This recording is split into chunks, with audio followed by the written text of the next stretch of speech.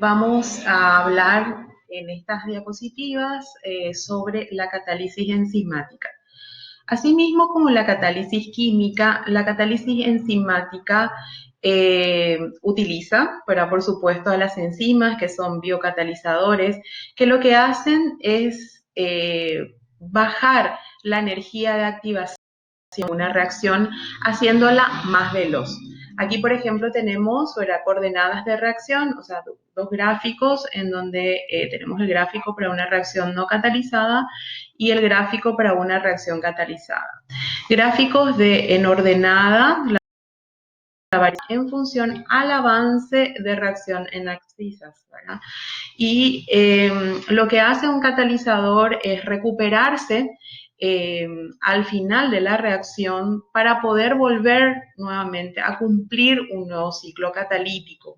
Y en eso hay un mecanismo de reacción alternativo que ofrece a la reacción. Es decir, una reacción determinada, si utiliza biocatalizador, en ausencia del mismo va a transcurrir, solamente que esa energía de activación que necesita es mucho mayor, por lo cual eso lleva tiempo y por lo tanto la reacción es más lenta en la generación de producto. Pero en presencia de un biocatalizador, ese cambio energético disminuye, ¿sí? La energía de activación de los reactivos disminuye y entonces eso hace, ¿verdad?, que se brinde un mecanismo de reacción alternativo que hace esto y que finalmente generan los productos en menor tiempo. En el mecanismo de Michaelis-Menten que ya habíamos mostrado en las clases presenciales, vemos entonces o recordamos que la enzima reacciona con un reactivo que se llama sustrato para dar un complejo binario, mínimamente binario, a veces es ternario también, ¿sí?, que se denomina complejo enzima-sustrato. En el mecanismo Michaelis-Menten se plantea esto y que esto, ¿verdad?, esta transformación de la formación y deformación del complejo enzima-sustrato sucede con constantes parciales de velocidad K+1 y K-1 de descomposición. Tanto K+1 y K-1 están en un continuo equilibrio rápido. Esto sucede, por ejemplo, como 100.000 veces y la constante parcial de velocidad o la velocidad por la cual ya se forma el producto de la reacción y se libera nuevamente la enzima, que sucede en la constante global o en la etapa global de la reacción, va sucediendo como una vez. Es decir, que esta etapa sería una vez en relación a esta etapa que puede ocurrir 100.000 o 1.000.000 de veces, dependiendo del tipo enzimático y del sistema enzima-sustrato del cual estemos hablando. Por lo tanto, en cualquiera de las formas, verá siempre este complejo binario que se forme con el sustrato, o a veces también puede ser enzima sustrato ionizado o protonado, por ejemplo, va a depender de esto, de la concentración de esto, la velocidad de reacción, la velocidad de biotransformación o lo que denominamos también actividad enzimática, como ya habíamos desarrollado eso en las clases presenciales. La actividad de una enzima, recordemos que se mide por la variación de la formación de producto que se forma en el tiempo o el decaimiento del sustrato en relación al tiempo. Bien, en catálisis enzimática se distinguen básicamente la catálisis homogénea. ¿Cuándo se da la catálisis homogénea? Cuando tanto la enzima, los reactivos, que son los sustratos, y los cofactores, que son las sustancias que ayudan a desplegar o a conformar estructuralmente bien la proteína biocatalítica para la reacción con el sustrato. Entonces, cuando todos estos reactivos están en una misma fase, entonces ahí hablamos de una catálisis homogénea. Una catálisis heterogénea es cuando el catalizador, en este caso el biocatalizador y los reactivos están en fases diferentes.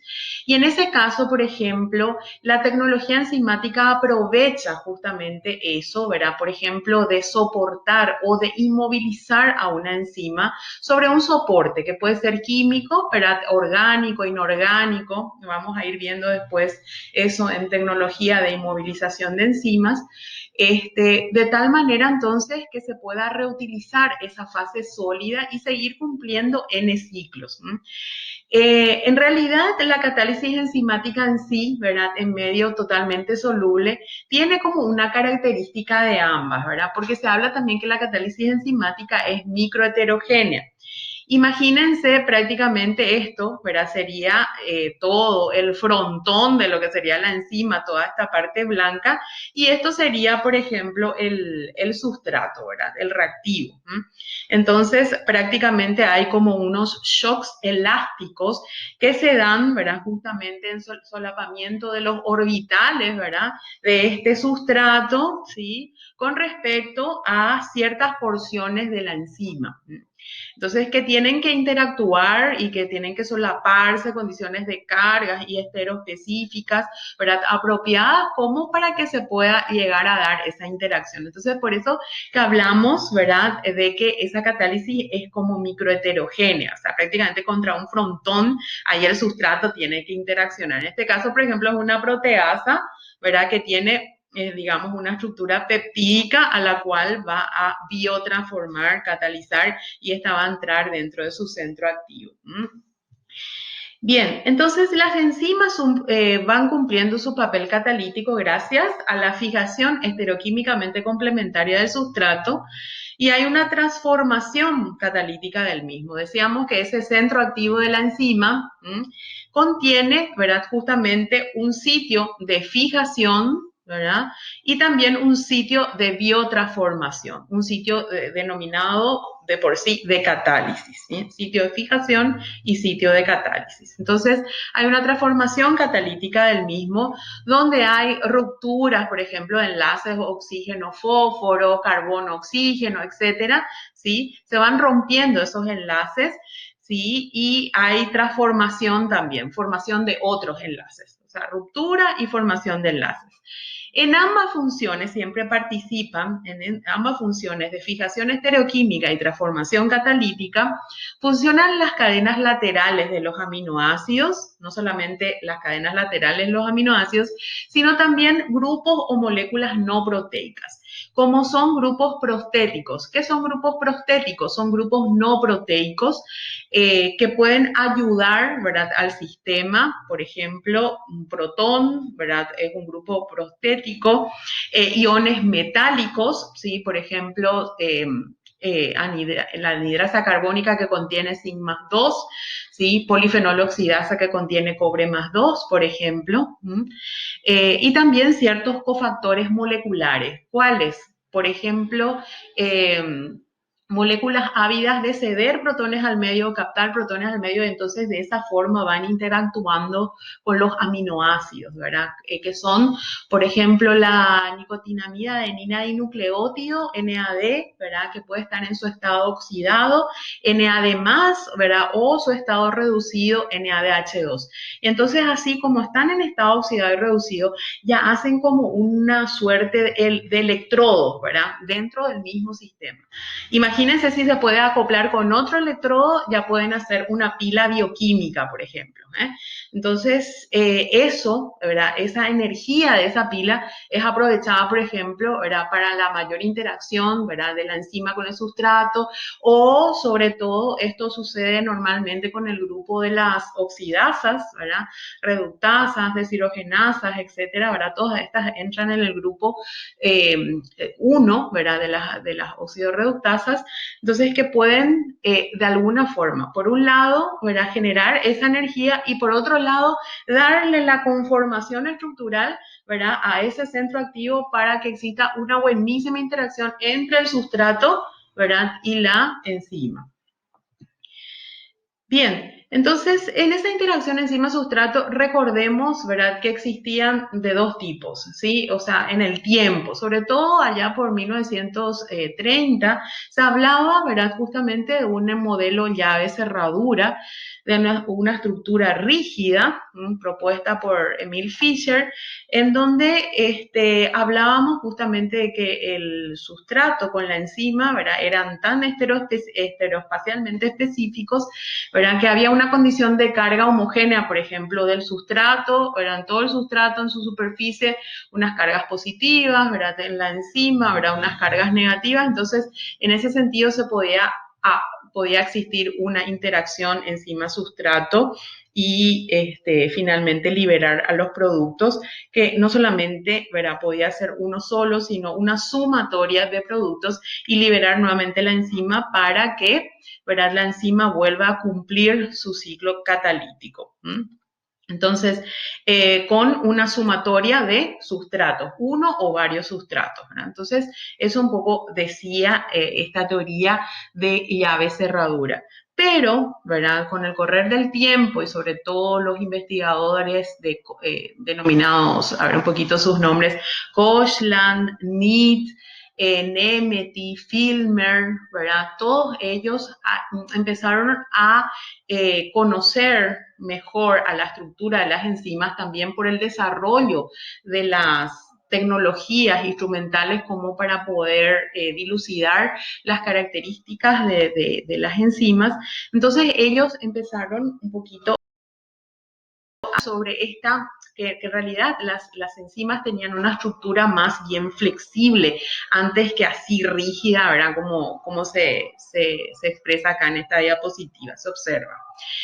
Bien, entonces ellos empezaron, sobre todo Koshland, empezó a hablar sobre el modelo inducido, del ajuste inducido de la enzima por el sustrato. Es decir, que tiene que existir básicamente una interacción entre el sustrato y la enzima, en el cual el sustrato, ¿verdad?, difusionalmente se acerca a la enzima e induce su ajuste, ¿sí? Entonces, el medio de difusión es demasiado importante y ahí empieza justamente a hablarse de factores físico-químicos tales como, por ejemplo, la viscosidad, ¿verdad?, que juega un rol bastante importante dentro de esta interacción, ¿eh? O sea que, por ejemplo, regular esa viscosidad del medio desde el punto de vista tecnológico de esa interacción enzima-sustrato es importante.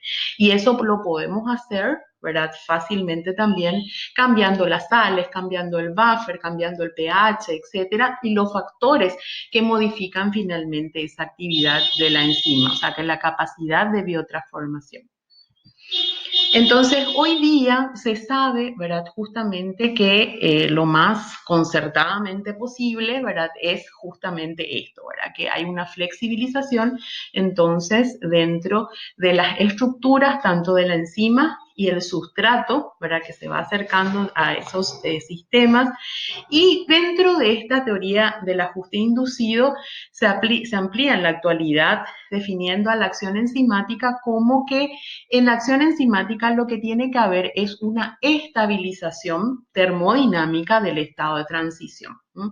Entonces, según lo cual, el centro activo enzimático es en realidad complementario, no al sustrato o al producto, sino al estado de transición entre ambos. Entonces, por ejemplo, en el caso de una lipasa, su sustrato específico va a ser un éster, este es el grupo funcional éster, ¿sí? Y en el estado de transición lo que se va formando es un intermediario tetraédrico inestable. Un intermediario tetraédrico inestable, ¿verdad?, hasta la formación, por ejemplo, del producto. Voy a eliminar un ratito acá mi camarita porque no se ve ahí esto. Entonces, a ver, bueno, se forma, por ejemplo, un grupo ácido, ¿sí? Un grupo ácido, ¿sí? Y un grupo alcohol primario, que serían los productos de esta reacción catalizada entonces por la lipasa. ¿verdad? Sobre un sustrato que es éster. Y sobre este estado de transición pueden haber análogos del estado de transición, ¿sí? Análogos del estado de transición de este intermediario tetraédrico, como por ejemplo este, ¿verdad? Derivado fosforilado. Fíjense cómo tiene la misma estructura. Entonces, prácticamente esta estructura del derivado fosforilado es como, entra como en competencia con eso es su análogo estructural, esa molécula que también se le llama isóstera, ¿verdad? Que es el estado de transición, ¿sí?